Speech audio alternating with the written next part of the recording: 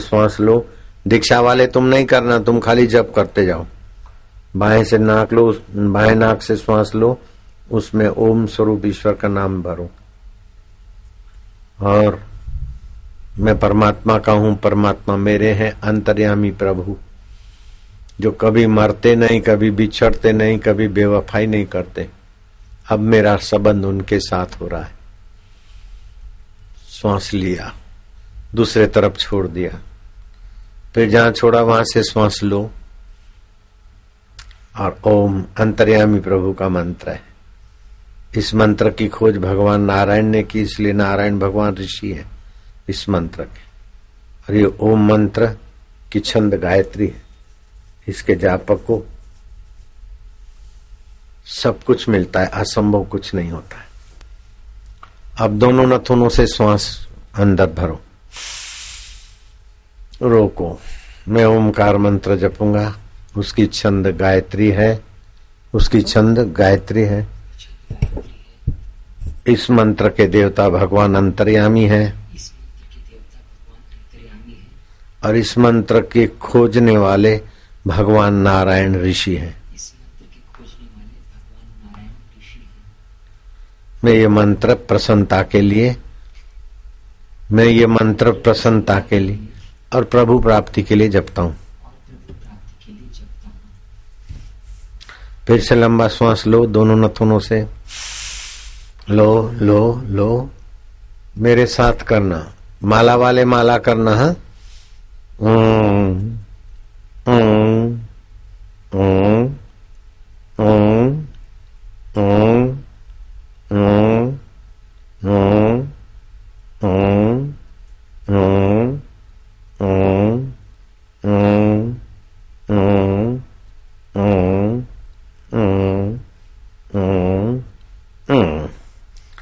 चलो दोबारा गहरा श्वास लो, लो लो और लो।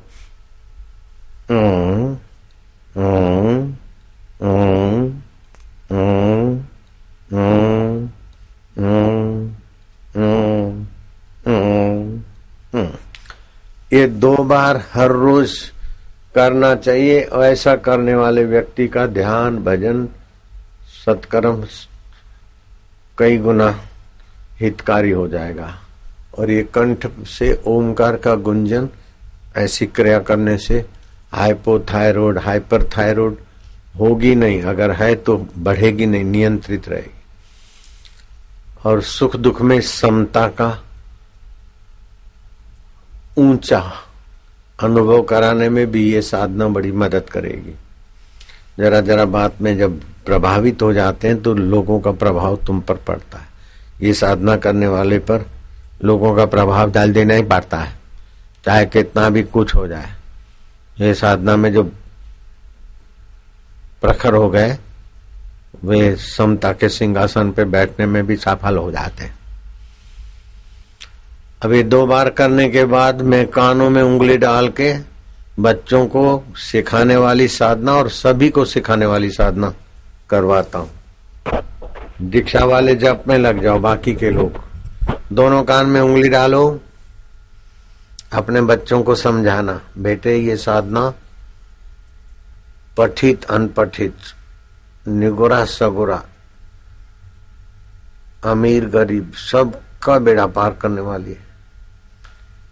ये साधना तुरंत भगवान की कृपा से, आनंद से, मधुरता से एकाकार करने में सफल प्रयोग है। दोनों नथुनों से श्वास लो बेटे, दोनों कानों में उंगली। मैं ईश्वर का हूं, ईश्वर मेरे हैं, अंतर्यामी प्रभु का ये मंत्र है ओम। कंठ से जपो, बोलते जाओ होठ बंद करके।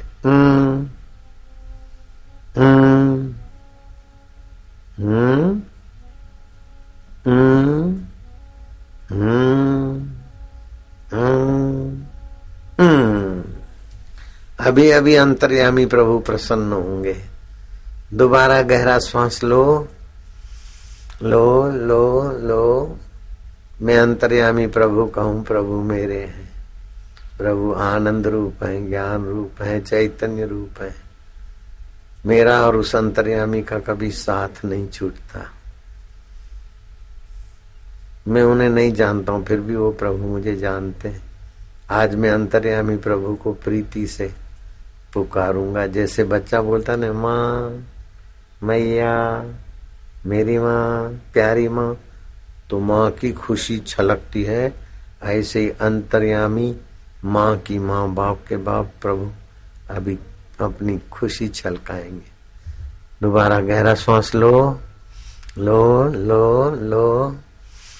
हम्म हम्म हम्म हम्म हम्म हम्म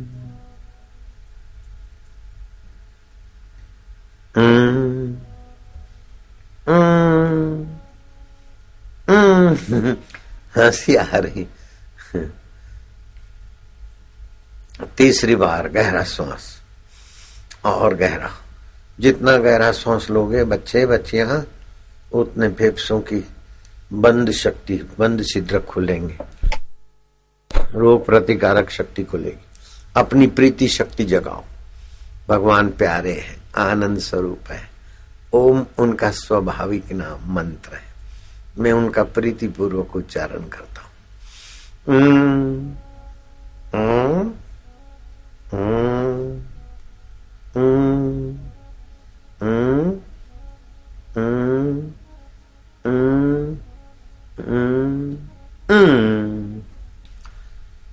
चौथी बार गहरा श्वास। श्वास में ओम स्वरूप ईश्वर का नाम भरना है।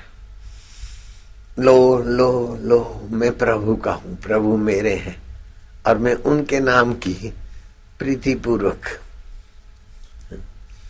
स्मृति करके पावन हो रहा हूं।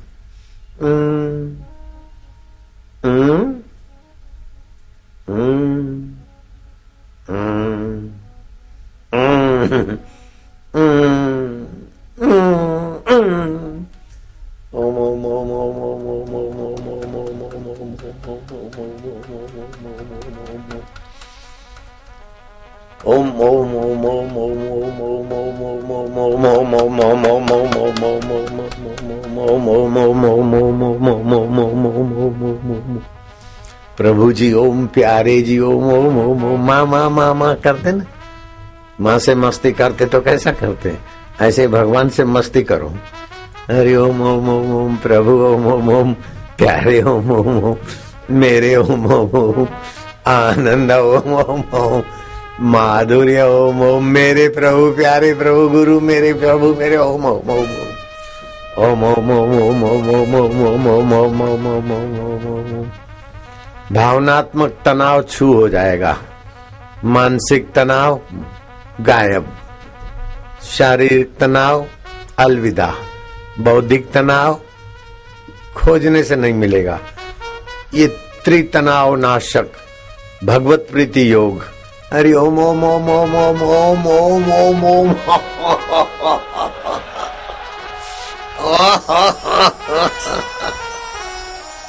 वे लोग धन भागी हैं जो ऐसे सत्संग और भक्ति, भगवत भक्ति प्रीति योग, त्रितनाव नाशक भगवत प्रीति योग की साधना खुद भी करते हैं, बच्चों को भी कराए। और ध्यान रहे कि ये साधना करने से जैसे डायनामो घूमता है ना, जनरेटर घूमता है तो बिजली बनती है, ऐसे आध्यात्मिक विद्युत पैदा होती है। तो नीचे बैठ के करोगे धरती पे तो अर्थिंग मिलेगी, वो ऊर्जा धरती ले जाएगी। इसीलिए अच्छा प्लास्टिक बिछा हुआ हो, अथवा कंबल बिछा हो, अथवा गर्म कपड़ा कारपेट आसन बिछाओ। बच्चों को ये बताना, तो बच्चे तुम्हारे ओजस्वी तेजस्वी होंगे। दिव्य प्रेरणा पुस्तक बच्चे पढ़ेंगे, माँ भी पढ़े, बाप भी पढ़े, जो भी पढ़ेंगे 1-2 पन्ना ही रोज पढ़ो दिव्य प्रेरणा पुस्तक, दबंग बन जाओगे। ये दिव्य प्रेरणा पुस्तक है, इसमें एक मंत्र लिखा है, उसको 21 बार जप करके दूध में देखे, रो दूध पिए तो बुद्धि भी बढ़े, बल भी बढ़ेगा। और भी 3 पुस्तक, 4 पुस्तक में लाकर 10 रुपए में सेवाधारी तुम्हारे नजीक ले आएगा और 20 गोलियां भी देगा प्रसाद रूप में, लेकिन अभी नहीं। बार गहरा श्वास लो लो लो लो और लो।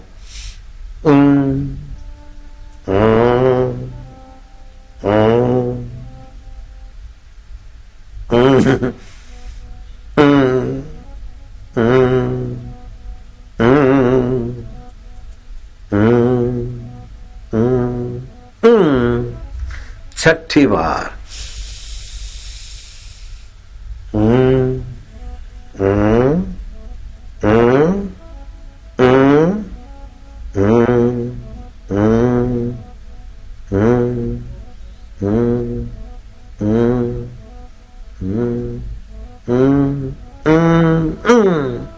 सातवीं बार लो लो लो, श्वास और ज्यादा लो, आरोग्य की वृद्धि होगी।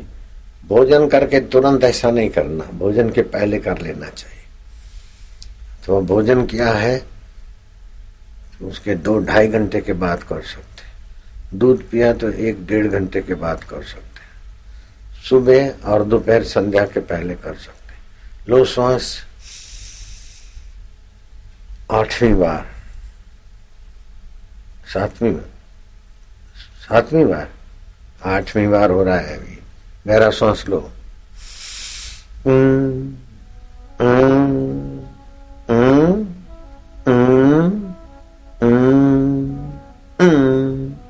अब होगा 8वीं। चलो गहरा सांस फिर से लो लो और गहरा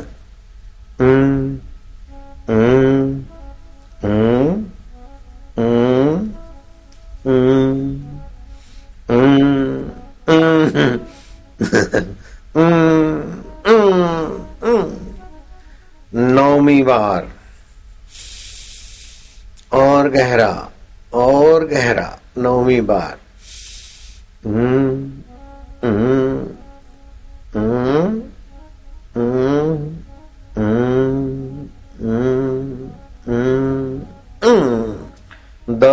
बस 10वीं बार गहरा गहरा। ये आखिरी है। जो जप कर रहे हैं वो समझ लेना, तुमको भी घर पे करना है, बच्चों को करवाना है।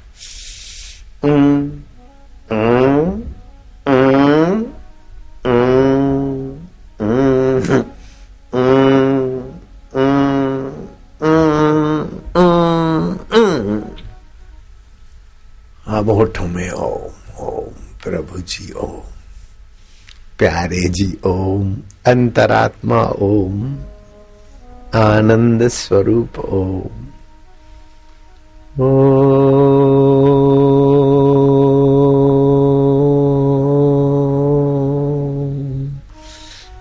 अगर आकाश को, भगवत मूर्ति को, गुरु मूर्ति को एकटक देखते हुए उच्चारण किया, मन एकाग्र होने लगेगा और अंतर्यामी परमात्मा में विश्रांति मिलेगी। बुद्धि में दिव्य सद्गुण आने लगेंगे। जो आदतें नहीं छूट रही थी अथवा जो उपलब्धियां नहीं हो रही थी वो होने लगेगी। 15 मिनट रोज प्राणायाम जप नियम करके ऐसी साधना करें।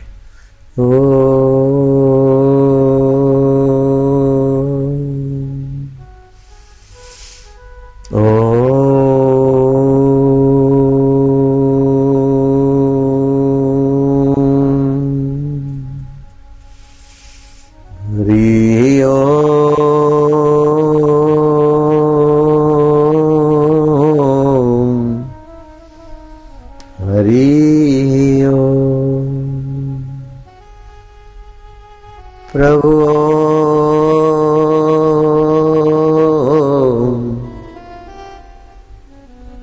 प्यारे हो, हरि हरि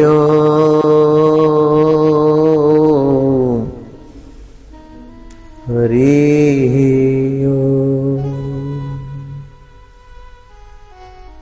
भयनाशन दुर्मति हरणा, नाशन दुर्मति हरण, कली में हरि को नाम, कली में हरि को नाम, निश दिन नानक जो जपे, निश दिन नानक जो जपे, सफल होवई सब काम, सफल होवई सब काम। हरि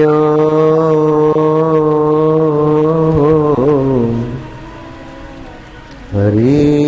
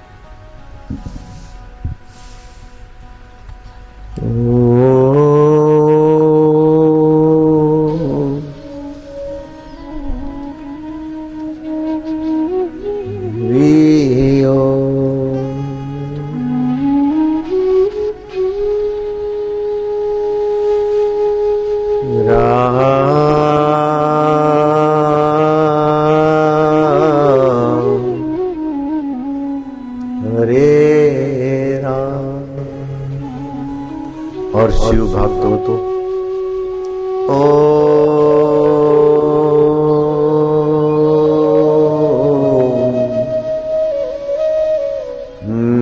नमः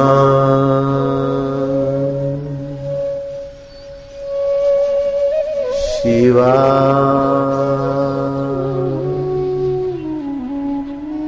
हरि भक्त हो तो हरि ओ,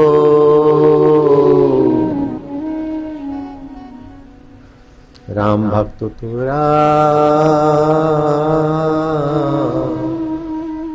तो इसको बोलते प्लुत उच्चारण। जल्दी जल्दी बोलना हर्ष उच्चारण है। पाप नाशिनी ऊर्जा पैदा होती है। लंबा उच्चारण करना दीर्घ उच्चारण, और अत्यंत लंबा उच्चारण करना प्लुत उच्चारण। अलग अलग उच्चारण से अलग अलग उसके परिणाम होते हैं। वास्तव में ये जीवात्मा परमात्मा का था, है और रहेगा।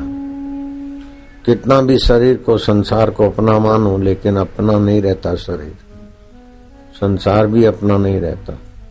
और कितना ही भगवान को परे और पराया मानो, भगवान साथ नहीं छोड़ते। लेकिन जो मानते हैं भगवान को अपना और साथ में, उनको शीघ्र लाभ होता है, अच्छी प्रेरणा मिलती। थोड़ी मेहनत में अधिक से अधिक फल देता है सत्संग और भगवत जप प्रार्थना। सोने की लंका है लेकिन सत्संग नहीं है, भगवान अंतर्यामी में प्रीति नहीं है, तो रावण भी वासना में फिसल के हार जाता है। लेकिन शबरी भीलन को गुरु दीक्षा है और जीत लेती है संसार विकारों को।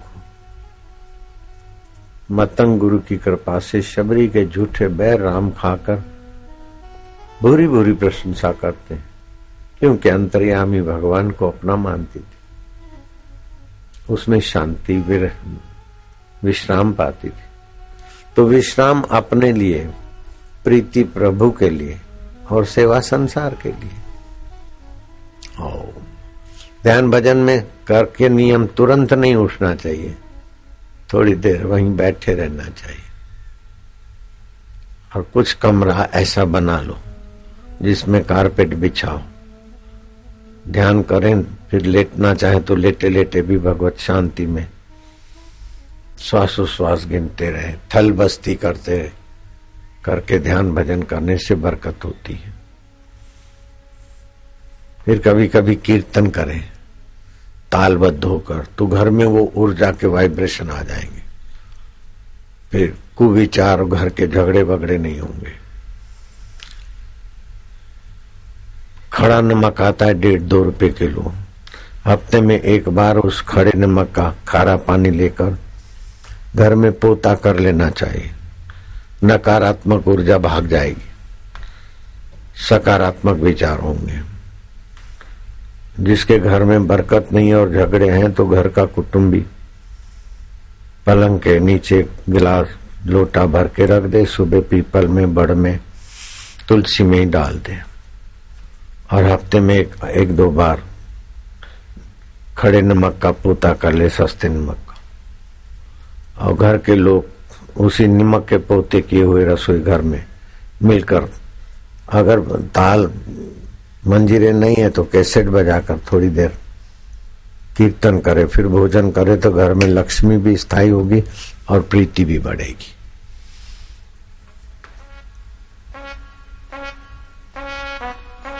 ऐसा कीर्तन की कैसेट। ओम ओम ओम प्रभु, ओम ओम ओम प्यारे, ओम ओम ओम हरि,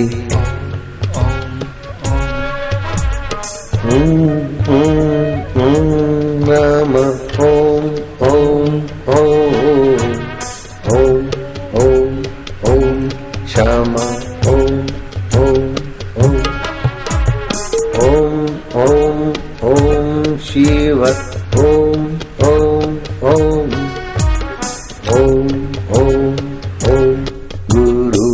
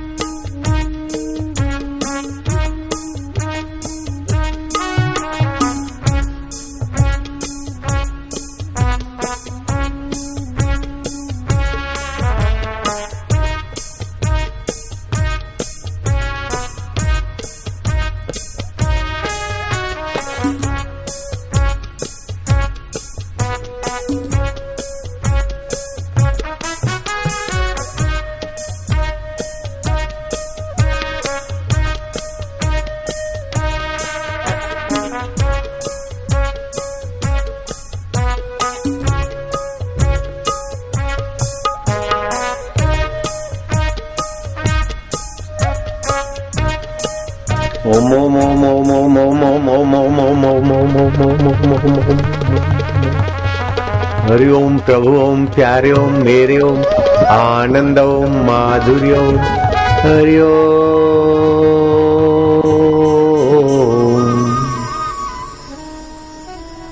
ओम शांति, ओम शांति।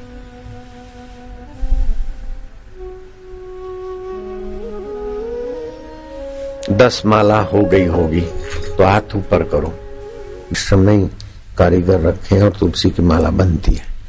गौशाला में तुलसी की माला बनाने का भी विभाग खोल दिया है और गायों के चरण रज जहां पड़ती उस खेत खली में ही तुलसी पैदा होती और उसी तुलसी से होम्यो तुलसी औषधि बनती है, जिसकी बहुत सारी बीमारी नाशक शक्ति। वो पढ़ने से लगता है कि इतना सारा रोग एक तुलसी की छोटी सी डिब्बी घर में रखे, इतनी सारी बीमारियां भाग जाए। टेम्पलेट पढ़ के सुनाओ तो। तुलसी गोलियां, इसके नियमित सेवन से स्मरण शक्ति, हृदय रोग, अस्थमा, हिचकी, कफ, वात, विष विकार, श्वास खांसी, प्रतिशाय, खून की कमी, दंत रोग, शरीर के ऊपर सफेद धब्बे अथवा अन्य प्रकार के त्वचा संबंधी रोगों में चमत्कारिक लाभ मिलता है। साथ ही यह शिरःशूल, प्रजनन तथा मूत्रवाही संस्थान के रोगों की श्रेष्ठ औषधि है। लंबे समय तक सेवन करने पर यह शरीर के वजन को नियंत्रित करने में अत्यंत गुणकारी है। इसके नियमित सेवन से भारी व्यक्ति का वजन घटता है एवं पतले व्यक्ति का वजन बढ़ता है, यानी यह शरीर का वजन आनुपातिक रूप से नियंत्रित करती है।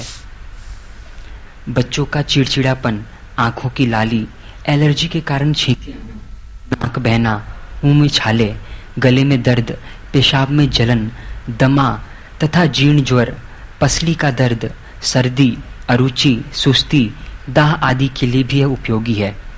यह पित्त को उत्पन्न करती है तथा कफ को और वायु को विशेष रूप से उत्पन्न करती है, नष्ट करती है।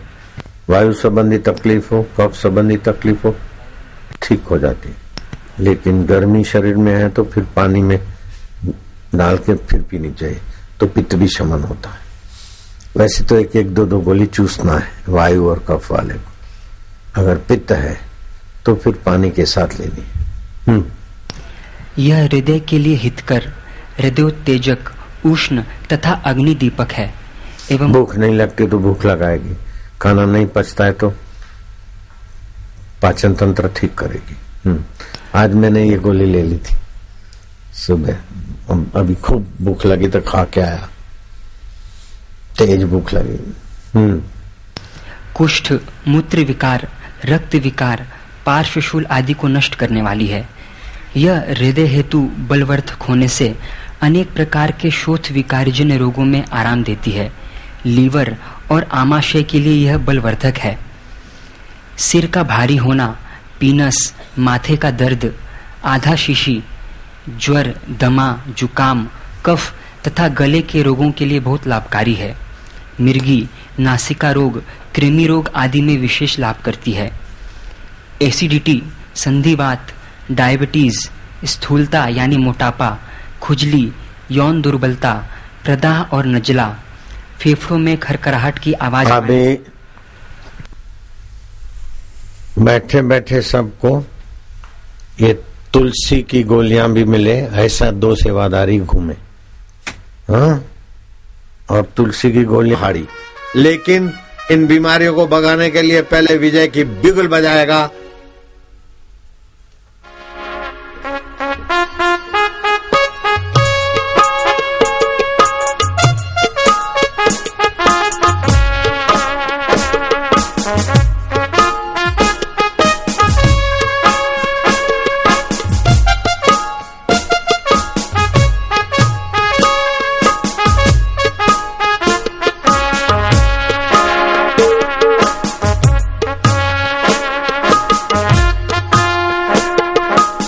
जो खड़े हैं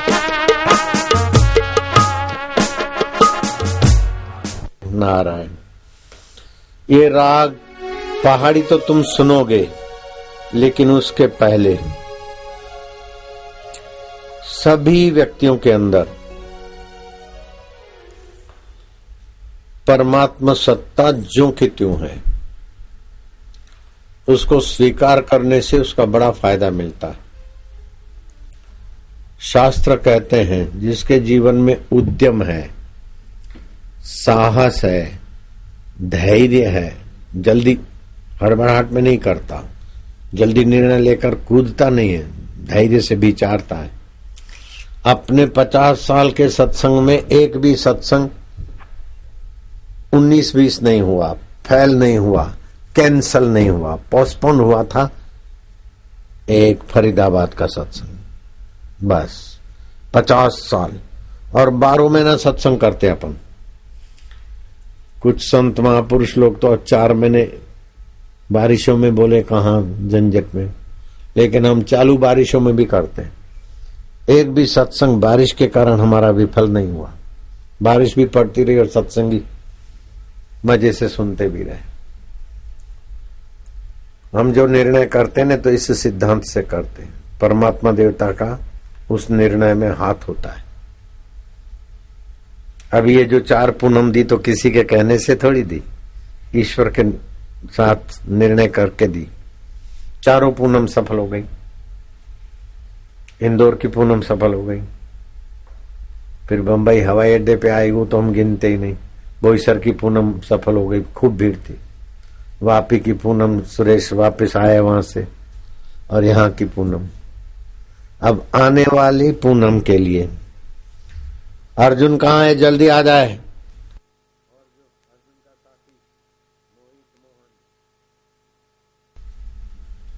14 साल का लड़का स्कंदगुप्त अपने पिता कुमार गुप्त को कहता है, पिताश्री,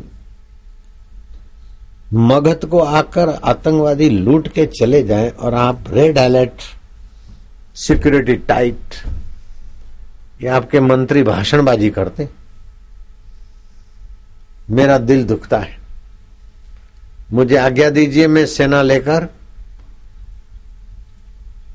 वो कश्मीर की घाटियां, हुण प्रदेश वाले, कश्मीर और चंडीगढ़ के बीच की जो घाटियां हैं, जहां ये ट्रेनिंग देते थे उस समय, और लूट के माल वहां ले जाते थे और दारू पीते थे, पड़े रहते थे, वो उसको हुण प्रदेश बोलते थे। मैं मगध से फौज ले जाऊं हुण प्रदेश। बेटा, तू 14 साल का है। पिताश्री, उम्र से छोटा बड़ा नहीं होता, जिसका बड़ा उद्देश्य है उससे बड़े बड़े काम भगवान कराते। हमारे गुरु जी ने बताया है। आप बोलो, उद्यम, उद्यम, साहस, साहस, धैर्य, धैर्य, बुद्धि, बुद्धि, शक्ति, शक्ति, पराक्रम। पराक्रम। ये 6 गुण जिसके पास होते हैं, उसके जीवन में पद पद पे अंतर्यामी परमात्मा सहायता करता। पिताजी, गुरु जी ने सिखाया है। आप बोलना, उद्यम साहसम धैर्यम, उद्यम साहसम धैर्यम, बुद्धि शक्ति पराक्रमः, बुद्धि शक्ति पराक्रमः। षडेते यत्र वर्तन्ते, षडेते यत्र वर्तन्ते, तत्र देव सहायकृत। तत्र देव सहाय। उद्यम साहस धैर्य बुद्धि शक्ति पराक्रम, ये 6 गुण जिसके पास है, बच्चों को सिखाना। उसको कदम कदम पर अंतर्यामी देव साथ देता है। कुछ घटनाएं सुना दी। 5 साल के ध्रुव को नारद जी की कृपा मिली और भगवान प्रकट हो गए। 11 साल के प्रहलाद को पिता ने कहा, बेटे घोड़े पर घूम, रात को चौकीदार चौकी करते कि नहीं करते, कहाँ क्या हो रहा है, तो जरा तफरी कर। 11 साल का प्रहलाद सहायक घोड़े सवार के साथ देखता है कि कहीं आग की लपटें निकल रही है। तबड़ाक तबड़ाक तबड़ाक घोड़ा दौड़ाया तो देखा क्या कि कुम्हार मटके पकाने के लिए आग लगाई। वही आग दूर तक दिख रही थी। कुम्हार के नजीक गए तो कुम्हार हाथ जोड़कर आंसू बहा रहा है कि मेरे हाथ से तो बात चली गई, लेकिन तू चाहे तो बचा सकता है। अग्नि में तेरी सत्ता है, जल में तेरा स्वाद है, वायु में तेरा स्पर्श है, पृथ्वी में तेरा गंध गुण है, आकाश में अवकाश समता और ठहर देने का तेरा सामर्थ्य है। हे मेरे मालिक, हे मेरे प्रभु,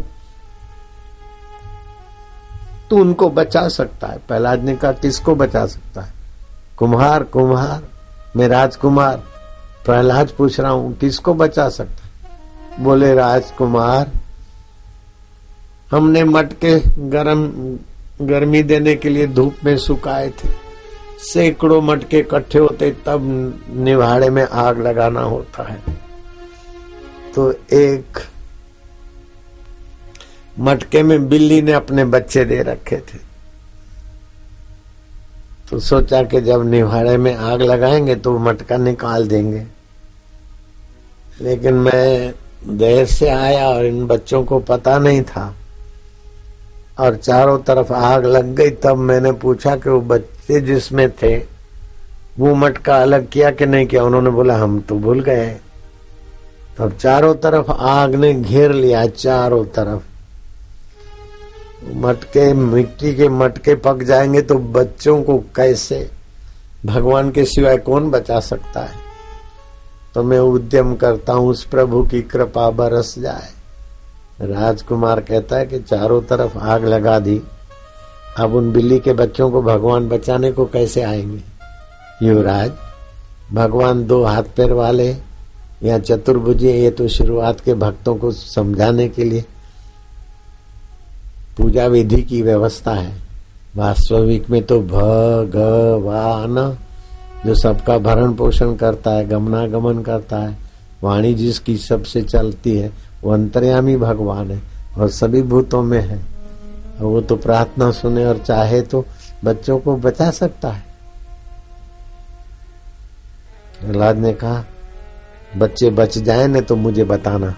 बोले नहीं युवराज, ये ईंट का भट्ठा नहीं है कि 10 दिन आग लगाओ 20 दिन आग लगाओ। ये तो आग बुझी और मटके पक जाते हैं, पतली ठिकरी होती है इनकी।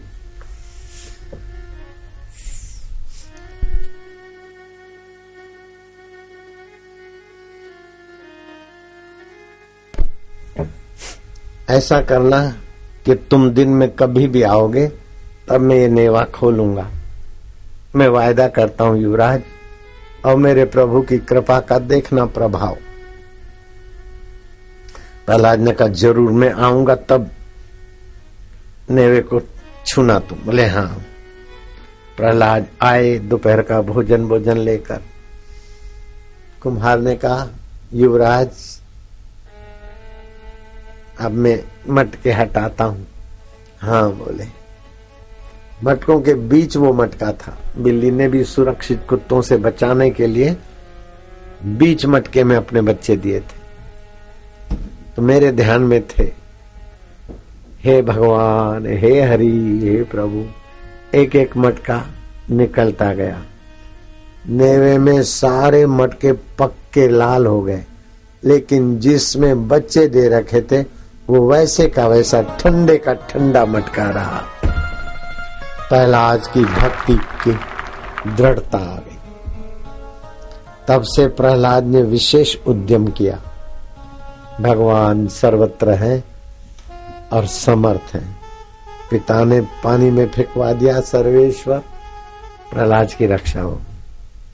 पिताश्री जो भगवान बिल्ली के बच्चों की रक्षा कर सकता है, वो भगवान मगध के लोगों की रक्षा के लिए क्या मुझे प्रेरणा नहीं देगा? क्या आपके सैनिकों का उद्यम साहस नहीं बढ़ाएगा? पिताश्री, ईश्वर की सत्ता के आगे मानवीय बदमाशियों की ऐसी तैसी हो सकती। जिनका उद्देश्य नीच होता उनकी बुद्धि मारी जाती, और जिनका उद्देश्य ऊंचा होता है उनकी बुद्धि संवारने वाला कैसे संवार लेता है? पिताश्री, कहना असंभव है, लेकिन चमत्कार ही चमत्कार कहते हैं लोग। ईश्वर की व्यवस्था है, समझते नहीं तो चमत्कार नाम लेते। अगर स्कंदगुप्त अभी के दिनों में होता तो ये भी बताता कि बापू जैसे बापू, उनका हेलीकॉप्टर पर खच्चे उड़ गए, पूंछ उड़ गई, टुकड़े टुकड़ा हो गई, भीड़ के बीच गिरी, किसी को लगी नहीं। पर खच्चे कहीं उड़े, किसी को एक पर खच्चा लगे तो 10 आदमियों को गिरा दे पिताश्री। और आगे का हेलीकॉप्टर का हिस्सा तो पुर्जा अलग, और पब्लिक को लगाने और बापू और उनके सहयोगी सुरक्षित थे। पिताजी, अगर इस जमाने में वो कहता तो ये जरूर कहता, लेकिन स्कंदगुप्त पहले हो गया, ये हेलीकॉप्टर का बाद में हुआ है। पिता को लगा कि मेरा बेटा मेरी पढ़ाई से ज्यादा पढ़ाई की ऊंचाइयों को छुआ है, क्योंकि इनका स्कूल किसी सदगुरु के आदेश से चलता है। गुरुकुल में पढ़ा, मैं संसारी स्कूल में पढ़ा हूं, ये सदगुरु की स्कूल में पढ़ा। रक्षा मंत्री 2 लाख सिपाहियों का झमेला और सारे सेनापति मगध के इस किशोर और युवराज, 14 साल का किशोर भी है लेकिन पार कर रहा है 14 साल, युवराज भी उसके कहने में जाएंगे और मुझे तसल्ली है, स्कंद विजयी भव, विजयी भव। पिताश्री प्रणाम प्रणाम। सेना को लेकर चलता है। जहां शाम पड़ती, बावर्ची खाना बनाने बैठते और ये सैनिकों को एकत्रित करता है कि राजा प्रजा से टैक्स लेता है और सिपाहियों को और मिलिट्री को देता है। सिपाही और मिलिट्री प्रजा का अन्न खाते हो। राजा घर से बुआई करके तुम्हें नहीं खिलाते। हम लोग अपना नहीं देते, पब्लिक का ही देते। क्या ईमानदारी है कुमार में। पब्लिक की चीज को राजा बोले मैंने ये करा, मैंने वो करा, तू क्या करता है? तू तो पब्लिक की चीजों में से ऐश करता है। हमने मगध का अन्न खाया है, मगध की भूमि का पानी पिया है, और मगध में आकर हुन लोग लूट मार करे और फिर शराब और ललनाओं के साथ नशेबाजी में पड़े रहे। जब खूटे तब फिर मगध को लूटे, औरों को लूटे। आज तुम्हें अपनी जिंदगी में उद्यम, साहस, धैर्य, बुद्धि, शक्ति, पराक्रम का पाठ पढ़ के अपनी आत्मा की ज्योत जगानी होगी। इस प्रकार सत्संग की बातें करते करते जहां पड़ाव आए, सैनिकों में सत्संग का, कर्तव्य का, तत्परता का ज्ञान भरे। चंडीगढ़ तक सेना पहुंच गई। अब वो दूर की पहाड़ियां दिख रही। 1-2 दिन का रास्ता है। एक दिन बीता, अब बाकी 1 दिन का रास्ता है। वो दिन भी बीता। आज यहीं पड़ाव डालते। कल सुबह ये 2-3 मील भागकर सूरज उदय होगा उसके पहले चढ़ाई करेंगे। एक एक मगध का सैनिक मेरी नजरों में एक एक शेर है, और जो लुटेरे हैं वो खा पी के भले मोटे बन गए हों, लेकिन मोटे मोटे डजनों हाथियों को एक शेर मार भगाता है। मेरे मगध के वीरों, आज रात को कैसे सोओगे? जैसे मेरे गुरुजी सोते हैं, जैसे ऋषि मुनि और सिद्ध पुरुष सोते हैं। पंच भौतिक शरीर यहां पड़ा है, माया का शरीर। मन, बुद्धि और अहंकार बदलता है, वो भी माया में। लेकिन मैं आत्मा हूं। बचपन बदल गया, मैं उसको जानता हूं। बचपन के दुख सुख और बचपन की बुद्धि बचकानी वो बदल गई, फिर भी मैं उसको जानता हूं। मैं आत्मा हूं। आत्मा परमात्मा का अविभाज्य अंग होता है। जैसे घड़े का आकाश महाकाश का अंग है, तरंग पानी का अंग है, ऐसे जीवात्मा अंतर्यामी परमात्मा का अंग है। हम परमात्मा में सोते हैं। ओम प्रभु जी, ओम प्यारे जी, ओम आनंद, ओम गुरु, ओम राम, ओम हरि। ऐसा करते करते सो जाना भगवान के गोद में, और सुबह भगवान की गोद से उठना। और प्रभु उद्यम, साहस, धैर्य, बुद्धि, शक्ति, पराक्रम जिसके जीवन में है, उसके जीवन में पद पद पे आपकी प्रेरणा और साथ मिलता है। अगर स्कंदगुप्त अभी बोलता तो बोलता कि बापू के सारे सत्संग इसी कुंजी से सफल होते हैं। बापू के सारे निर्णय अपने लिए, दूसरों के लिए खुशहाली बख्शने वाले होते हैं पिताश्री। लेकिन मगध पुत्र पहले हो गया, बापू अभी आए, नहीं तो वो जरूर दृष्टांत देता। मैं अपनी कल्पना से कह सकता हूं, इसमें भी सच्चाई है। मैं अपनी कल्पना से कह सकता हूं, ये सच्ची बात हो गया।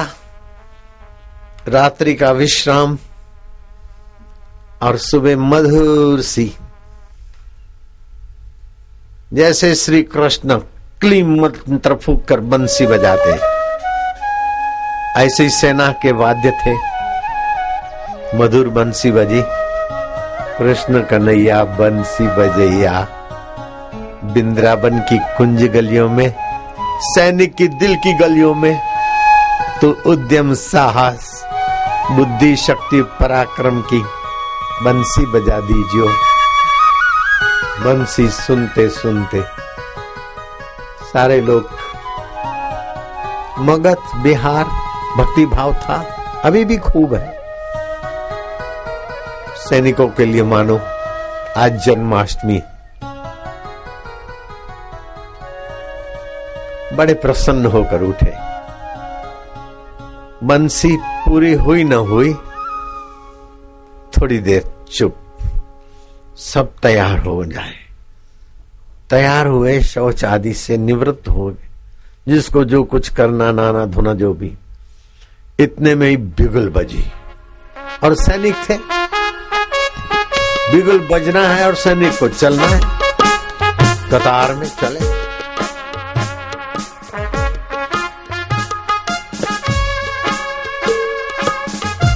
और गाना गूंजा, कदम अपने आगे बढ़ाता चला जा,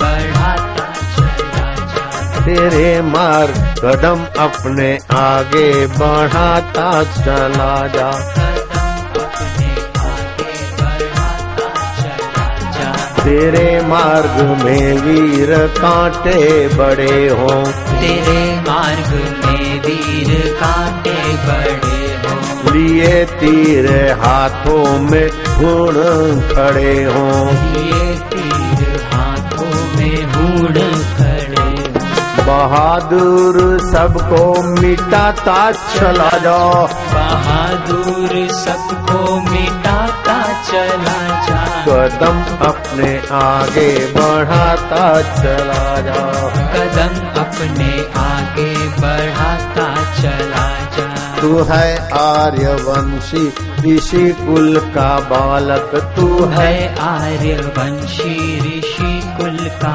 बालक, प्रतापी यशस्वी सदा दीन पालक, प्रतापी यशस्वी सदा दीन पालक, तू संदेश सुख का सुनाता चला जा, तू संदेश सुख का सुनाता चला जा, कदम अपने आगे बढ़ाता चला जा, कदम अपने आगे बढ़ाता चला जा,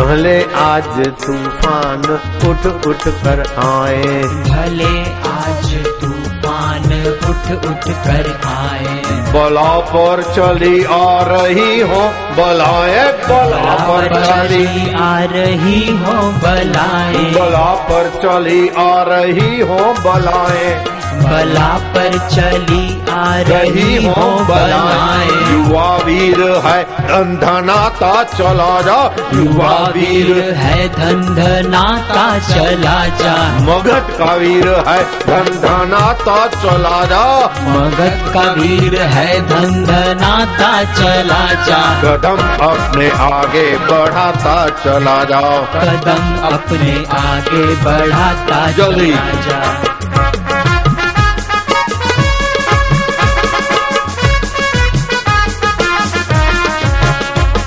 जो बिछड़े हुए हैं उन्हें तू मिला जाओ, जो बिछड़े हुए हैं उन्हें तू मिला जा, जो सोए पड़े हैं उन्हें तू जगा जा, जो सोए पड़े हैं उन्हें तू जगा जा, तू आनंद डंका बजाता चला जा, तू आनंद डंका बजाता चला जा, कदम अपने आगे बढ़ाता चला जा, कदम अपने आगे बढ़ाता आनंदित, चला जा, उल्सित, उद्यमी, साहसी, धैर्यवान, शत्रुओं के लिए साक्षात काल, टूट पड़ो, लग जाओ, पहुंच गए हैं, सताने वालों को आंखों में ऐसा अंजना जो कुछ सूझे नहीं। मगध की विजय दोपहर के 12 बजने के पहले मगध के जवानों के चरणों में सफलता चरण चूमेगी।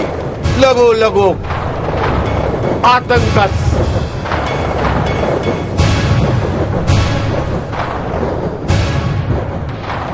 लुटेरों का सफाया, लगते लगते धड़ धड़ धड़ धड़, वो तो उन तो शराब कबाब में, ललनाओं के विकारों में सोए थे और इन्होंने जाकर सोए हुतों को उनको शराबी कबाबियों को ठिकाने लगा दिया। दोपहर के 12 बजने के पहले लुटेरों के 12 बज गए और मगध का झंडा हुण प्रदेश में फैलाया। 14 वर्ष के बच्चे ने, क्या है आध्यात्मिक पैगाम, मनुष्य के अंदर ईश्वरी सत्ता से जुड़ने की तरकीब, आज भी इतिहास साक्षी।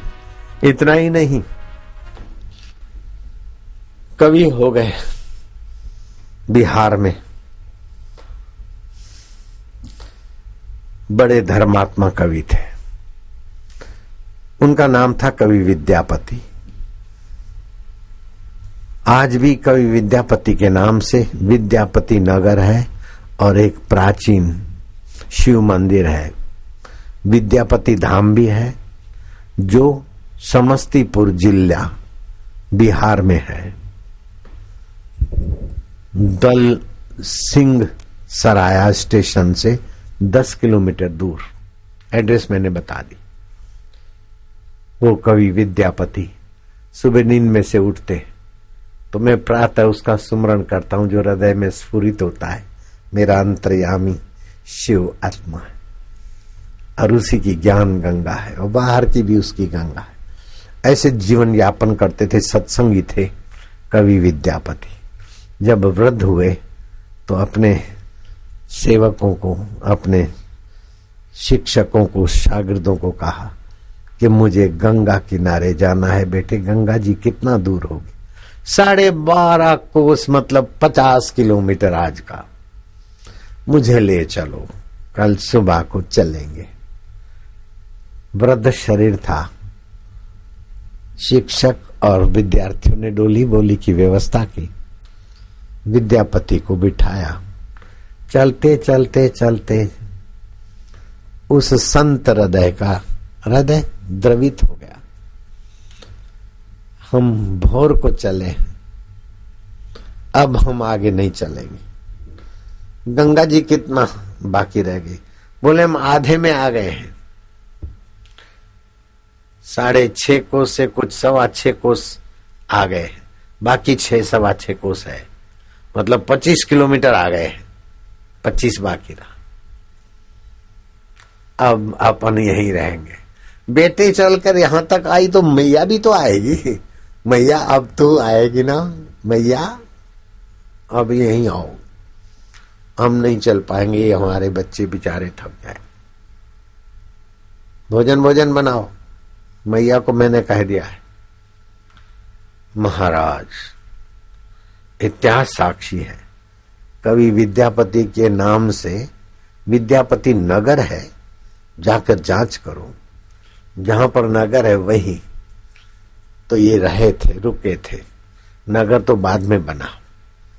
देखते ही देखते कुछ घंटों के बाद 25 किलोमीटर दूर वाली गंगा का एक प्रवाह वहां से सड़सड़ाहट,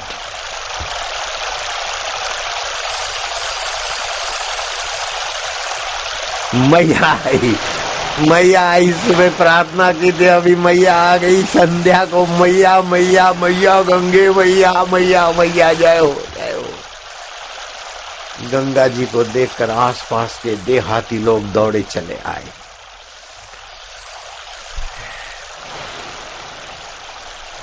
जैसे भगवान राम सरजू को देखकर अयोध्या वासियों को कहते कि जिनको भी आना हो मेरे साथ सरजू में प्रवेश करो, स्वधाम पहुंच जाओगे। तो हम भी गंगा मैया स्वधाम जाएंगे। अर्थी पे चढ़कर नहीं, पालकी पे चढ़ के आए। अब शमशान में नहीं जाएंगे मैया, तुझी में प्रवेश करते और भगवान के धाम में पहुंचाओगी।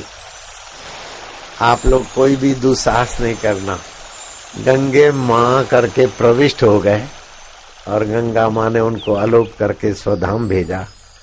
आज भी इस पवित्र कवि की तपस्या और श्रद्धा, उद्यम, साहस की खबर देने वाली वह जगह दलजीत सिंह सराया स्टेशन से 10 किलोमीटर दूर कवि विद्यापति के नाम से विद्यापति नगर है और एक प्राचीन शिव मंदिर भी है, विद्यापति धाम भी है, जो समस्तीपुर जिला बिहार में है। तुम्हारे अंतरात्मा में क्या क्या शक्तियां छुपी है, गंगा को लाके दिखा दिया।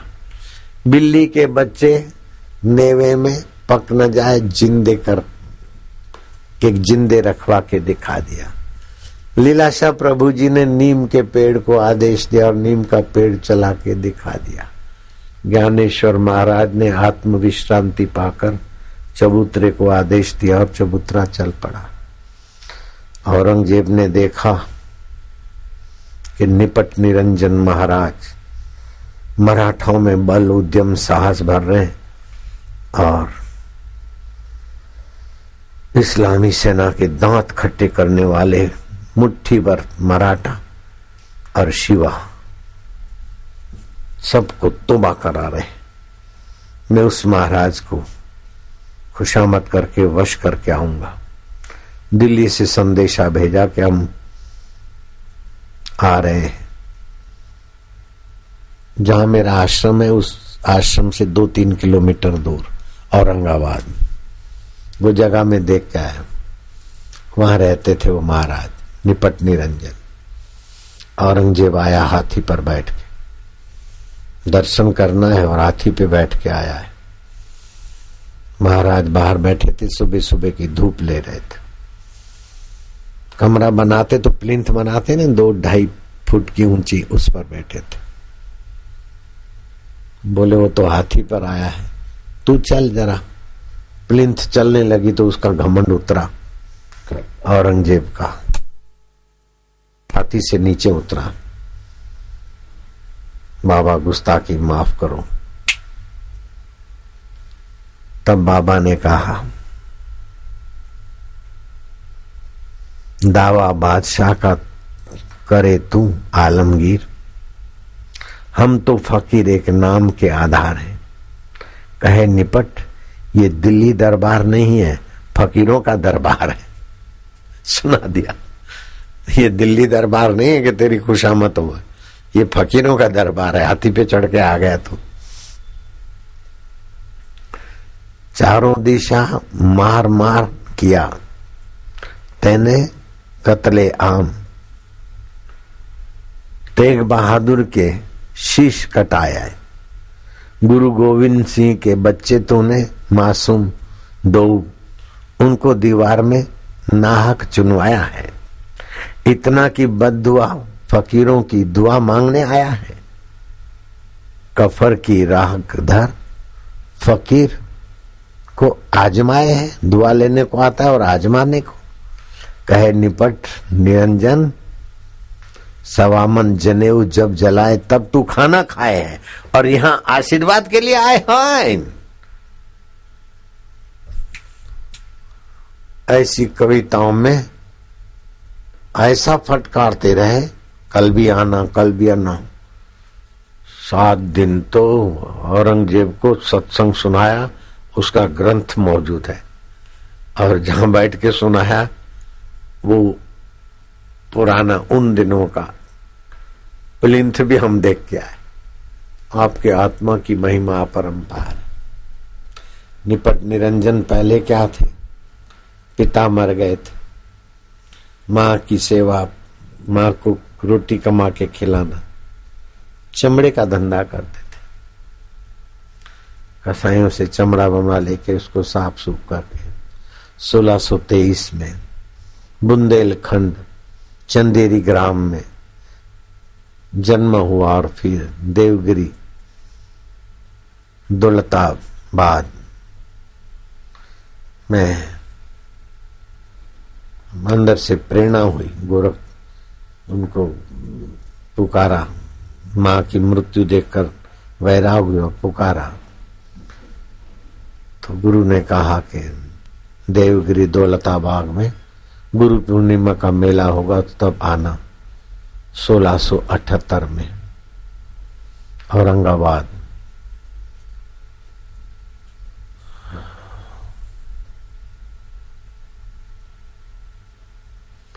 वे महापुरुष 1623 में प्रकट हुए और 1698 तक रहे और समाधि 1698 में ली हुआ। वे बड़े अजूबे थे। लोगों के लिए, हिंदुओं के लिए मंदिर बनाया, मुसलमानों के लिए मस्जिद का कुछ ढांचा खड़ा किया, लेकिन लोग आवे नहीं। नमाज पढ़ने नहीं आए तो हिंदुओं का है। वो मस्जिद तोड़वा दी और वहां शौचालय बना दिए, तो लोग आने लगे, बाहर डब्बा लेके जाते हैं, माइया भाई लोग, ये बहुत अच्छा काम किया। तो शौचालय का उपयोग करने को लोग आते थे। जाकर नवाब को किसी ने भड़काया कि मस्जिद को तोड़वाकर वहां शौचालय बना ली। नवाब ने कहा, महाराज ऐसा क्यों किया, मस्जिद तोड़वा? बोले नहीं, मैं लोगों का हृदय सफा करने के लिए मस्जिद बनवाई थी, मेरी जमीन में थी। लोग नहीं आते थे, ये तो निपट निरंजन का है। लेकिन अब शौचालय बनाए तो पेट खाली करने के लिए सब आते, हृदय का कचरा निकालने के लिए मस्जिद में नहीं आते थे। बोले ये तो आश्रम में मस्जिद है, आश्रम वालों की। लेकिन शौचालय बनाए तो आश्रम वालों के हैं, तभी भी पेट साफ करने के लिए आते। आजकल कलयुग का प्रभाव है, कैसे भी लोगों का भला हो, दिल खाली ना करें तो चलो पेट खाली करने की भी सेवा तो लेवे। नवाब हंसने लगा, गजब के फकीर हो, वापिस उन्हें स्थान में वञो, हिते नालो न वठबो, न तो सेटल आहियूं। ऐसे और भी कई उनके रमूजी कारनामे थे, मस्ताने संत थे। मेरे को रेलगाड़ी चलाते हुए, ये हुए चलाते हुए आप लोग तो आनंद लेते, लेकिन इतिहास मेरे लिए भी कुछ बोलेगा कि बड़े विनोदी थे, बड़े रमूजी थे, ऐसे थे वैसे थे। उनके पास तो केवल कहानियां रहेंगी, तुमको तो रूबरू हो रहा है सब कुछ। नारायण हरि हरि ओम हरि। मेरे गुरुजी भी बड़े मस्त है, अपने आप में तृप्त थे। सतृप्तो भवति स अमृतो भवति सतरति लोकांतार्य थे। जिनको अपने आत्मा परमात्मा का रस आ गया, नित्य नवीन रस, वे तृप्त रहते, वे तरते, दूसरों को तारते। आप बैठे बैठे शरबत तो खा लिया तुमने, लेकिन जो कल नहीं आए थे वे हाथ ऊपर करो। बाप रे, आज तो पूनम नहीं, फिर भी इतने पुण्य आत्मा है, वापस देखो, हाथ ऊपर करो। कल नहीं आए थे, ये कैसे हैं गुरगांव के, गुरु परंपरा के। जो कल आए थे वे हाथ ऊपर करो। ठीक, 2 हो गए। जो कल आए थे और आज नहीं आए वे जल्दी हाथ ऊपर करो। कोई नहीं करता है, हंस रहे हो। कल आए थे आज नहीं आए तो हाथ कैसे ऊपर करेंगे? ये ज्ञान सत्ता आत्मदेव की है और हंसी भी उस चैतन्य की। कहाँ है दूर, कहाँ है दुर्लभ? हाथ ऊपर करने वाली सत्ता तुम्हारे ज्ञान देव परमात्मा की है और हंसी देने की भी प्रसन्नता उसी की है। वो कहाँ दूर है, कहाँ दुर्लभ है, उससे बातें क्या करो। और रात को सोते समय, ए प्रभु, ए आनंद देवा, नारायण हरि ओम ओम, प्रभु जी प्यारे जी, ऐसे करते करते भगवत प्रीति में सो, और सुबह उठोगे तो उसी में से उठोगे, आपका बड़ा फायदा होगा। और ध्यान से सुन रहे हो, मैं आपको एकदम जीवन जीने की बढ़िया कुंजी बताता हूं। कल के लोगों को बताई थी, फिर से आज दोहराता हूं। हमारी जीवनी शक्ति 24 घंटे में 12 केंद्रों में घूमती है, हर 2 घंटे में स्थान बदलती है। सुबह 3 से 5 हमारी जीवनी शक्ति फेफड़ों में होती है। 3 से 5 के बीच प्राणायाम कर लेवे तो प्राण शक्ति बढ़ेगी। आज 5:04-5 तक मैंने प्राणायाम कर लिए। 4:20 से शुरू किए, जल्दी जल्दी सब 5:06 तक प्राणायाम का काम पूरा कर लिया। 5 से 7 आपकी जीवनी शक्ति बड़े आंत में होती है। सूरज उगने के कुछ मिनट पहले पानी पी लो। रात को अंधेरे में पानी पीने से मंदाग्नि होती है। फ्रिज का पानी पीने से भी हाजमा खराब होता है। पानी पीकर तुरंत पेशाब जाना, पेशाब जाके तुरंत पानी पीना, इससे भी तबीयत पर बुरा असर पड़ता है। 5 से 7 के बीच पानी पी ले 6 बजे करीब। आज के सीजन में 6:08-9 को सूरज उगे होता है, तो 6 बजे 6 में 5 कम पानी पी लिया। अगर पेट साफ नहीं आता तो हर रसायन जो है ना, वो 1-2 रात को चूस लो, पेट की गड़बड़ ठीक हो जाएगी। सुबह पानी पी लो, थल बस्ती कर लो, लेट गए, श्वास बाहर निकाल दिया और योनि के धक्के मारे 35, फिर श्वास छोड़ा, फिर श्वास बाहर छोड़ा तक, ऐसे करीब करीब 3 बार में 100 योनि संकोचन हो जाए। इसको थल बस्ती बोलते हैं। 132 प्रकार की बीमारियों में से कोई भी बीमारी होगी, ये थल बस्ती के प्रभाव से नष्ट हो जाएगी। कुल मिला के 5 से 7 के बीच पानी पी ले, थल बस्ती कर ले, आसन कर ले, सर्वांग आसन कर ले, आंतों को दबाव पड़े ऐसा पाद पश्चिमोत्तान आसन कर ले, और शौच का काम निपटा ले। 7 के पहले डबल जाने का काम निपटा ले। 100 दवाइयां खाए फिर भी पेट की तकलीफें नहीं जाती, लेकिन ये नियम करे, पेट की तकलीफ खोजोगे तो रहेगी नहीं।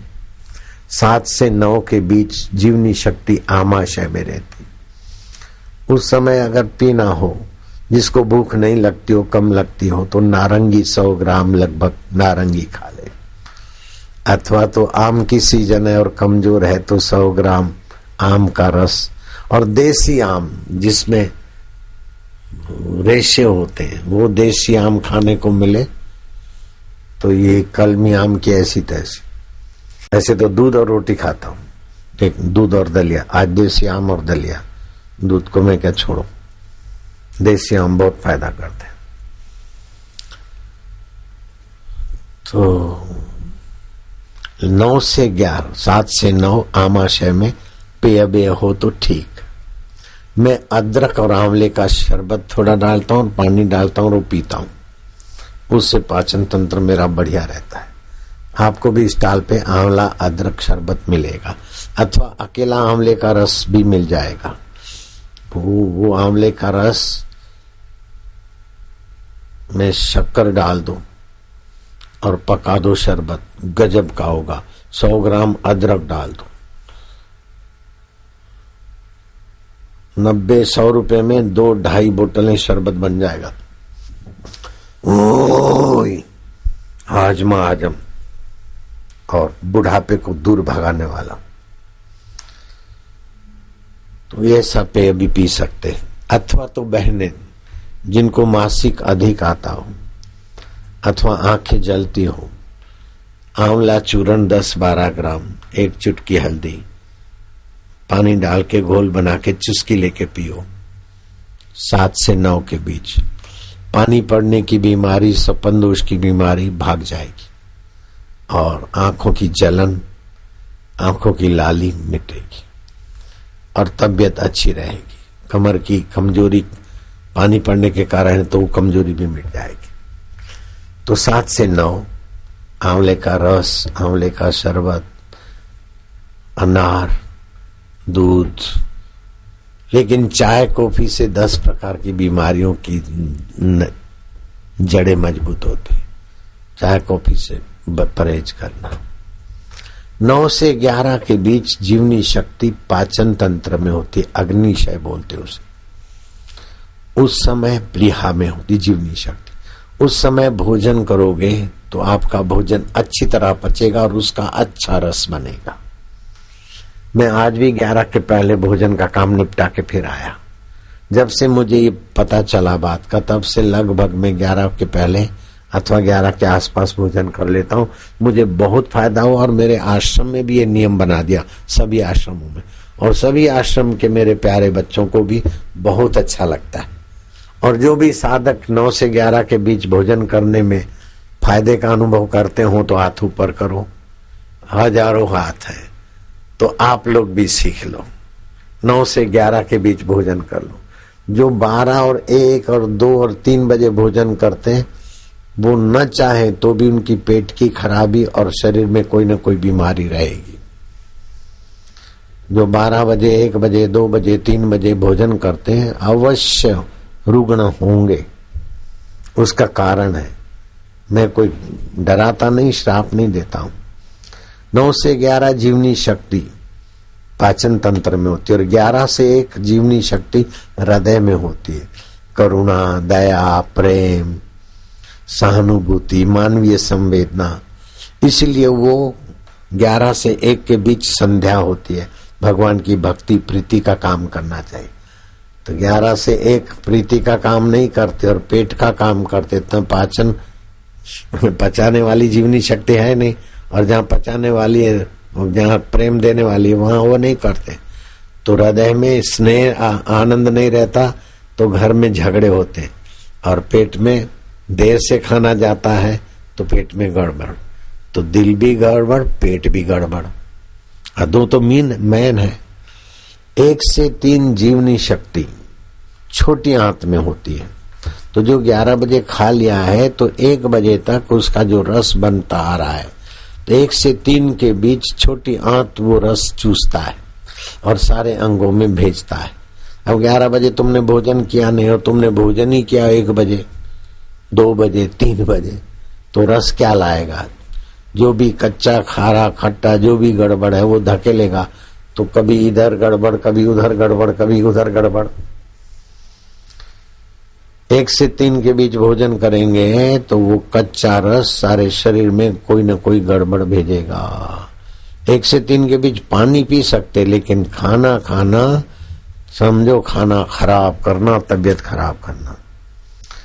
वो रस खींचकर सारे शरीर में देता है, बाकी का कचरा बड़ी आंत में धकेलती है वो छोटी आंत, तो सुबह वो बड़ी आंत वाला कचरा शौचालय में चला जाता है। 1 से 3 छोटी आंत की जीवनी शक्ति को काम करने देना चाहिए। उस समय भोजन करना खतरे से खाली नहीं। 3 से 5 जीवनी शक्ति मूत्राशय में होती है। उस समय अच्छा खासा पानी पी ले, भले फिर पलाश के शरबत का पी ले, तरबूज का पी ले, आज पिया था ऐसा पी ले, और कुछ पेय पदार्थ पी ले। पानी पी के तुरंत पेशाब न करे, पेशाब करके तुरंत पानी न पिए। 5-25 मिनट के अंतर के बाद पानी खाली कर दे। मूत्र संबंधी बीमारी नहीं होगी, पोस्टेड ये वो पथरी वथरी नहीं होगी। अगर किसी को पथरी है तो ये पौधा वो सीडी में दिखाएंगे, इसको बोलते पत्थर चट। छोटा सा पौधा है, ये बड़ा हो जाता है, और एक पौधे में से एक पत्ते को तोड़ के उसके 4 टुकड़े बनाए और जहां से काटा वो जमीन में गाड़ दिया, तो उसमें से नोकीले हिस्से में से दूसरे पन फूटते, इसलिए इसका नाम पन फुट्टी भी है। एलडी में देखो, जरा हिला, ऊपर नीचे करो, ये पौधे हैं, देख रहे हैं?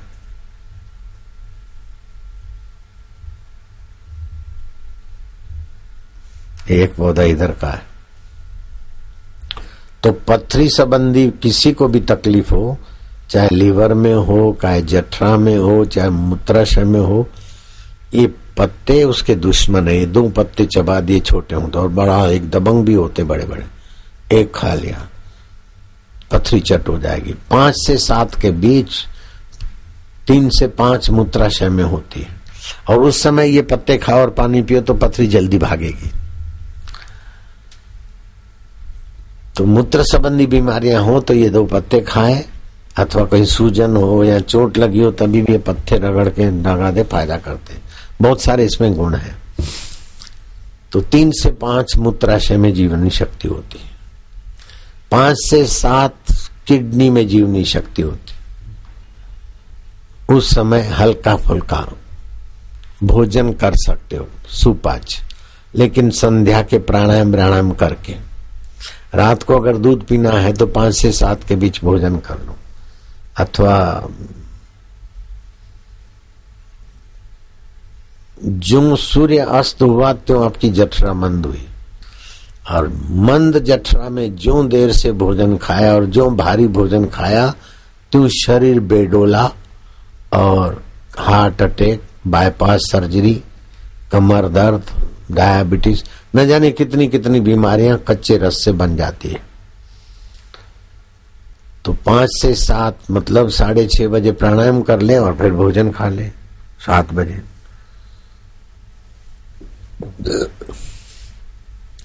7 से 9 जीवनी शक्ति मस्तक में रहती। शास्त्र पढ़ना हो, याद करना हो, भगवत ध्यान और प्रेम करना हो ईश्वर को, अथवा बच्चों को पढ़ाना हो तो याद शक्ति उस समय अच्छी रहेगी। जीवनी शक्ति मस्तक में रहती है 7 से 9 के बीच। 9 से 11 के बीच जीवनी शक्ति मेरु रज्जु में रहती है। उस समय अगर सो गए 9 से 11 के बीच तो कैसी भी थकान होगी अच्छी तरह से मिटेगी।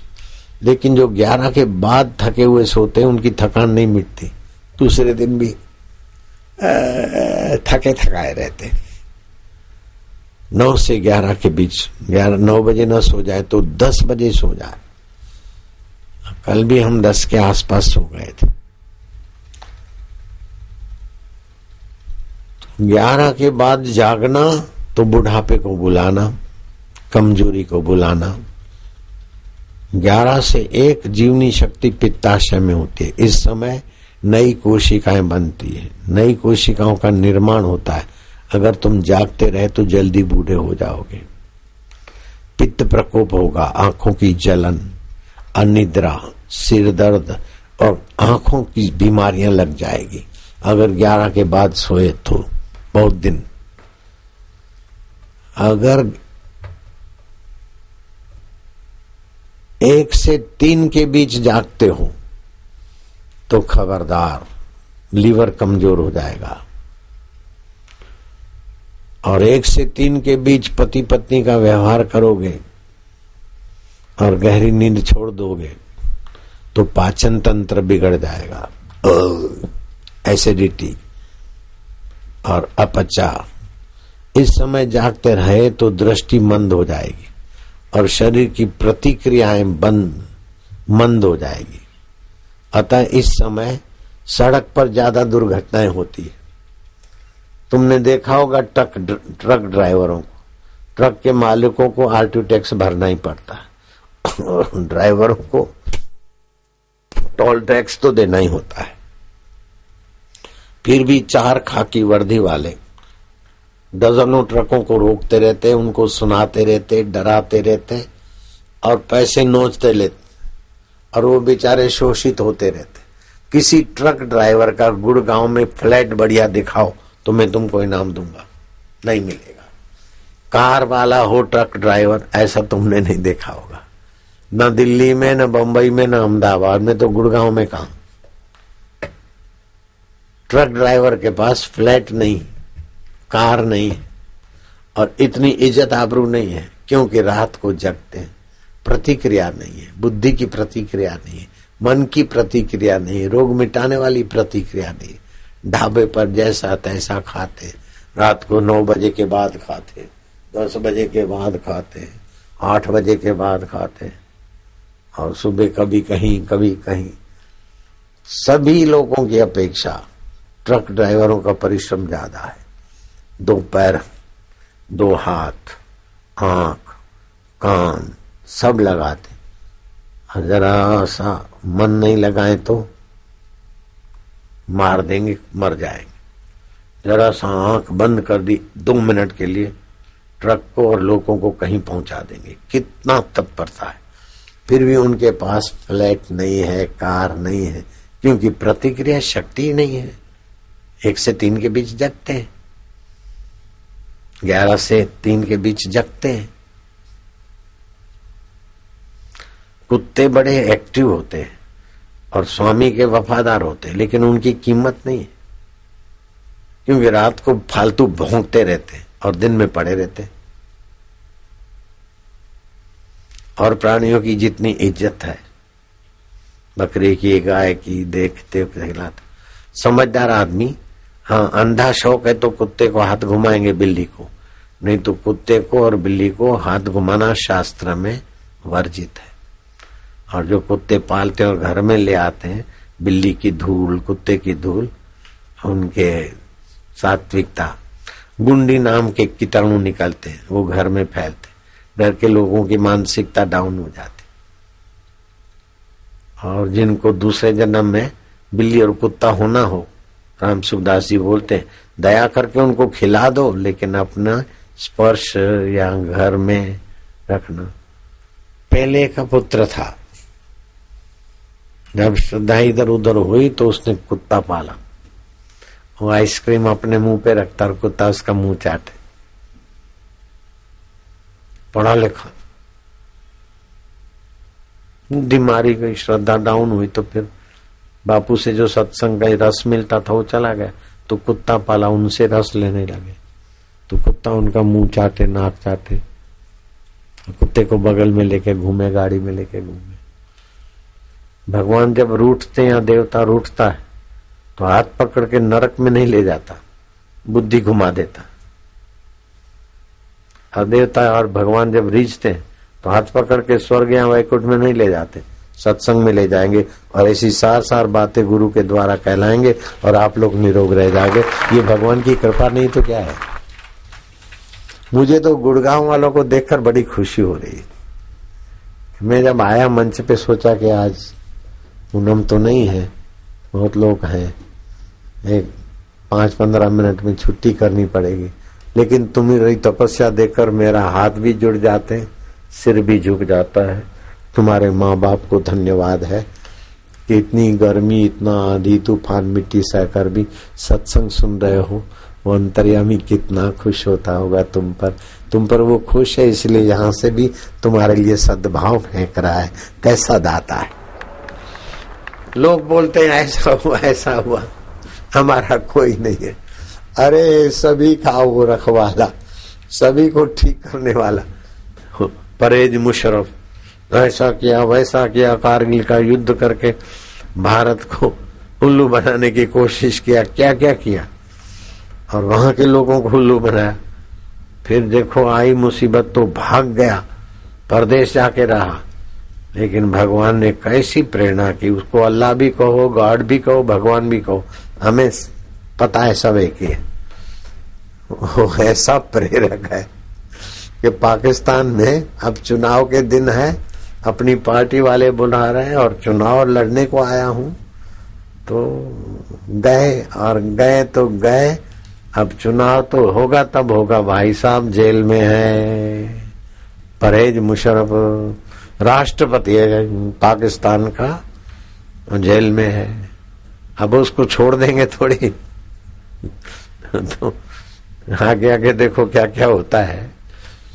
तो जो गलत करता और बहुतों का शोषण करता तो उसकी बुद्धि भी भगवान घुमाकर, आप बैल मुझे मार, शराब पिएंगे, अपने आप को शोषित करेंगे।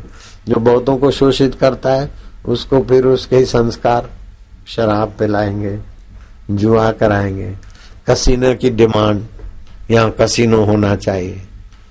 अमेरिका में शोषक लोग ज्यादा है तो कसीनो है, तो हिंदुस्तान में कसीनो खोलने के लिए साजिशें चल रही। वैशाग्रह खुला रहे और दारू खुला रहे। दारू तो खैर कई जगह खुला ही है। ये सब भारतीय संस्कृति जो मानव जात की ऊंचाइयों को जगाने के लिए मर्यादा स्थापित की, उसको तोड़ते तोड़ते सुविधाएं ऐसी कि आदमी तबाही की तरफ जाए। और जितना भगवान से विमुख होते हैं उतना ही ये तबाही वाली चीजें प्यारी लगती। लाली प्यारी लगेगी, झूठ बोलना प्यारा लगेगा, खड़े खड़े खाना पीना प्यारा लगेगा। अरे खड़े खड़े पियोगे तो पैर की पिन्नियां 42 साल के बाद दुखेगी, और कोई चंपी करे तब नींद आएगी। ऐसी मुसीबत क्यों मोल लेते हो। खड़े खड़े खाना ये पिशाच भोजन है, निशाचर लोग करते हैं।